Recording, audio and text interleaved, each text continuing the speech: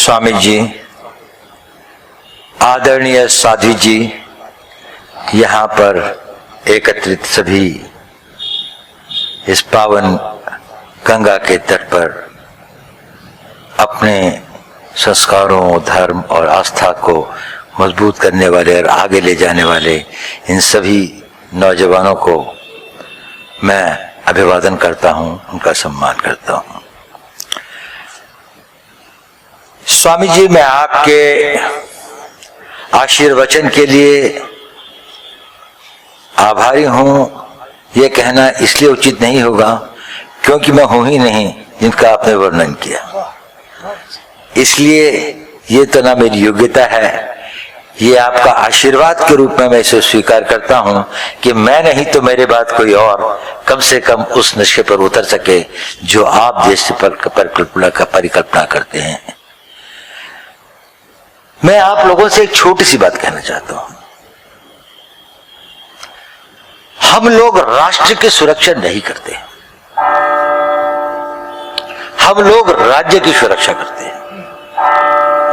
राज्य है, इसकी सीमाएं, इसका भूगोल, इसका वो। राष्ट्र की सुरक्षा तो वही करते हैं जो राष्ट्र का निर्माण करते हैं। राष्ट्र का निर्माण आप लोग करते हैं। भारत का राष्ट्र क्या है कि भारत का राज्य 1947 में बना। भारत का राष्ट्र तो पुरातन काल से है। राष्ट्र में उसकी एक संस्कृति होती है, उसका एक संस्कार होते हैं, उसकी एक आवाज होती है, उसकी एक स्पिरिट होती है, उसकी एक आत्मा होती है। और उस आत्मा का सृजन हमारे ऋषि मुनियों ने, आप जैसे तपस्वियों ने उसका निर्माण किया। अगर राष्ट्र नहीं होता तो हम राज्य नहीं बना पाते। राज्य नहीं भी रहेगा तब भी राष्ट्र आगे चल सकता है। देखिए, जूस 2000 साल तक, हमारी आदरणीय साध्वी जी उसी कम्युनिटी को बिलोंग करती थी, उनका राष्ट्र हमेशा था। राज्य तो उनका भी 1947 में बना। राज्य का निर्माण करना शायद एक भौतिक शक्ति के लिए हुआ है, लेकिन आत्मिक शक्ति के बिना राष्ट्र का निर्माण नहीं हो सकता। और अगर राज्य शक्तिशाली भी हो जाए और उसकी अगर आत्मिक शक्ति क्षीण हो जाए तो वो राष्ट्र कभी नहीं बनेगा। वो एक प्रॉस्परस लैंडस्केप बन सकता है, वो एक लैंड मास बन सकता है जिसमें बिल्डिंगें हों, पुल्स हों, एयरपोर्ट्स हों, पोर्ट्स हों, भव्य धन सभी सामग्रियां हों, लेकिन अगर उसको राष्ट्र को बनाना होगा तो उस राष्ट्र को बनाने के लिए हमें पूजनीय स्वामी जी के तरह लोगों को निर्माण करना पड़ेगा, जो हमारे संस्कारों को,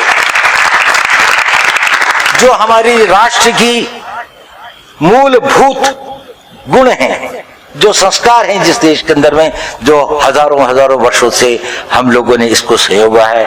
और ऐसे समय पर जबकि राज्य खंडित हो रहा था, राज्य के ऊपर विदेशों का आगमन था, हमारे घर सुरक्षित नहीं थे, हमारे गांव सुरक्षित नहीं थे, हमारी कन्याएं सुरक्षित नहीं थी, शायद हम लोग उसकी रक्षा नहीं कर सके और राज्य जो हैं वो दूसरों की गुलामी में आ गए। लेकिन भारत ही एक ऐसा मात्र देश था कि जहां पर राष्ट्र सुरक्षित रहा। इतने अत्याचारों और इतने अधिक आक्रमणों के बाद भी भारत की राष्ट्रीयता को जागृत रखा। हमारे जैसी ही एक बड़ी सिविलाइजेशन, एक बड़ी सभ्यता पर्शियन सिविलाइजेशन थी। एक बार आक्रमण हुआ, 57 साल के अंदर में वो सिविलाइजेशन खत्म हो गई। एक नई सिविलाइजेशन का उदय हुआ। उसके पहले वो सूर्यवंश की सिविलाइजेशन थी, उससे भी पुरानी सिविलाइजेशन इजिप्ट की सिविलाइजेशन थी, वो फारोक्स के टाइम से थी। लेकिन वो सिविलाइजेशन जो 17 साल में समाप्त हो गई और उसके सिर्फ अब ममीज और पिरामिड्स मिलते हैं, पर एक नई सिविलाइजेशन का जन्म हुआ जब आक्रमण और आतंकी वहां पर आए। यहां पर 1000 साल तक हम लोग इसके उसमें रहे, लेकिन फिर भी ये मंत्रोच्चारण, ये यज्ञ, ये हवन, ये आस्था, ये हम सबको मिलाने वाली एक राष्ट्र को, राष्ट्रीयता को बनाने वाली के जो नेता हैं वो आप लोग हैं। और विशेषकर मैं परमार्थ आश्रम को और हमारे पूजनीय स्वामी जी को, जिस भी मेरे पास में प्रशस्ति के शब्द नहीं हैं, जिस प्रकार से आपने हमारा मार्गदर्शन किया है, संसार में हमारी संस्कृति को आगे बढ़ाया है, हमारे मैसेज को ले गए हैं। यहाँ पर हजारों विदेशी आकर क्या देखते हैं? वो केवल गंगा को ही नहीं देखते। गंगा तो हमारे देश की एक धरोहर है ही, वो पहले भी थी, लेकिन वो देखते हैं और उनका सानिध्य जब मिलता है पूजनीय स्वामी जी से, साध्वी जी से, तो उनके अंदर भारतीयता को समझने का एक नया वो पैदा होता है। जब वो इच्छा पैदा होती है, उससे एक नए भारत का मैसेज, नए भारत के बारे में मैसेज जो जाता है, वो एक दूसरा ही मैसेज है। आपने कहा कि हमने कभी किसी पर आक्रमण नहीं किया, इसके बारे में अपने एक विचार हैं कि अगर कहीं से खतरा आ रहा था तो कर देना चाहिए था। देश को बचाना आवश्यक होता है। हम वहीं लड़ेंगे जहां पर आपकी इच्छा है, यह कोई जरूरत तो नहीं। हम वहीं लड़ेंगे जहां पर से हमारे को खतरा आ रहा है, और हम उसका खतरे का मुकाबला वहीं करेंगे। ये एक बात है। लेकिन हमने अपने स्वार्थ के लिए नहीं किया। हम युद्ध तो करेंगे और अपनी जमीन पे भी करेंगे और बाहर भी करेंगे, लेकिन अपने निजी स्वार्थ के लिए नहीं, परमार्थ के लिए करना पड़ेगा। और यह परमार्थ आश्रम जो है, ये भी अपने स्वार्थ के लिए नहीं, अगर परमार्थ के लिए एक डिविनिटी का, एक स्पिरिचुअलिटी का मैसेज सारे संसार में भेजता है, तो सबसे बड़े योद्धा तो आप लोग हैं। और आप लोगों में से हर नौजवान एक योद्धा है। अगर आप लोग इस कंट्री की, इस देश की अपनी स्पिरिचुअलिटी का मैसेज संसार भर में ले जा सकते हैं, अगर स्वामी विवेकानंद आज से 100 साल से भी पहले से ले जा सकते थे, तो आप भी ले जा सकते हैं। आप लोगों में से हर एक का पोटेंशियल स्वामी विवेकानंद है। और अगर हर भारतीय ये सोचे, देखिए ये जो हुनर है, ये जो स्किल्स हैं, ये बहुत मुश्किल नहीं है।